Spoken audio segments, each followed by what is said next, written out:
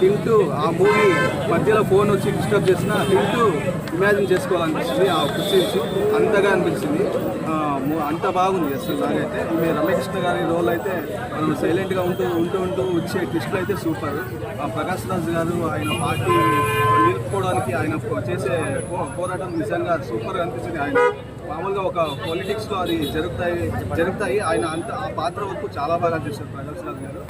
ఈమె శ్రీలీల డ్యాన్స్ అయితే సూపర్. అంత పెద్ద స్టార్, ఇంకొకటి అంత పెద్ద స్టార్ ఒప్పుకోవడం అంటే ఈజీ కాదు. రీసెంట్గా వచ్చిన శ్రీలీల గారిని ఒప్పుకోవడం సూపర్గా చేసావు అన్నట్టు సినిమాలో పెట్టిన డైరెక్ట్గా ఒప్పుకున్నట్టే. అది మనకు సినిమా చూస్తే తెలుస్తుంది, డైరెక్ట్గా ఒప్పుకున్నట్టే అంతా బాగా చేసావు అన్నట్టు.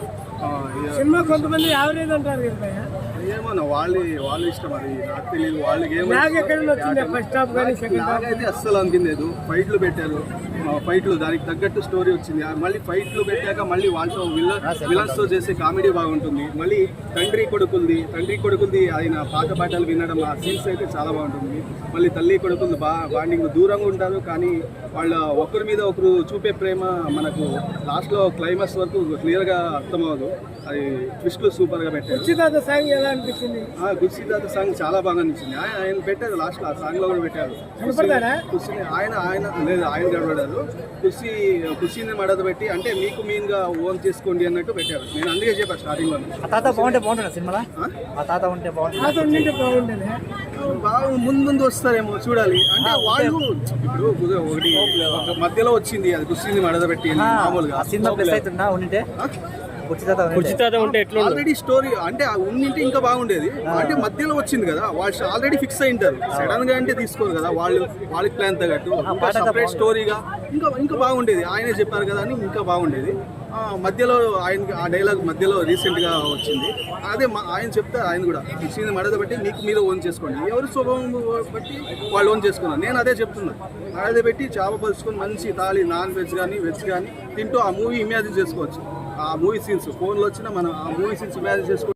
చూడొచ్చండి. యాజ్ ఎ ఫ్యాన్గా చెప్తున్నాను, నేను మార్నింగ్ 7కి అలా వచ్చాను. సో యాజ్ ఎ ఫ్యాన్గా మూవీ అయితే చూడొచ్చు. కాకపోతే మహేష్ గారి మార్క్ ఉందని మహేష్ బాబు గారి వన్ మ్యాన్ షో సినిమా మొత్తం. సార్ అంటే చాలా రోజుల తర్వాత త్రివిక్రమ్ మహేష్ కాంబినేషన్ లో సినిమా వచ్చింది కదా, మార్క్ కనపడ్డదా సార్ సినిమా? అదే అండి, ఇంతకుముందు అతడు కలేజా లాగా మార్క్ అయితే లేదు. సో త్రివిక్రమ్ గారు చాలా డిసప్పాయింట్ చేశారు.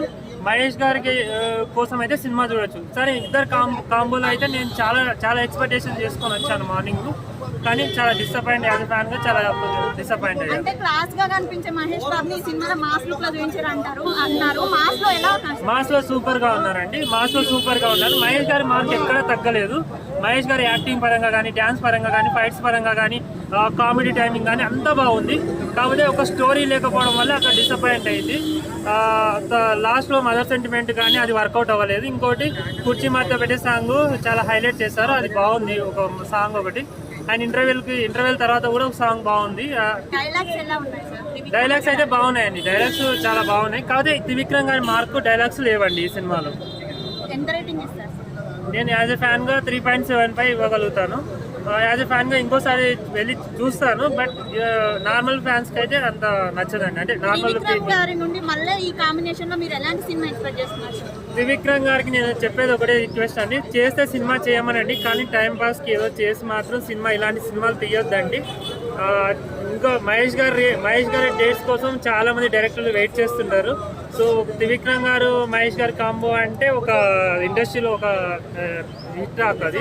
సో ఇలా డిసప్పాయింట్ చేయకుండా నెక్స్ట్ ఒక రేంజ్ లెవెల్ సినిమా తీయాలని కోరుకుంటున్నాను త్రివిక్రమ్ గారిని.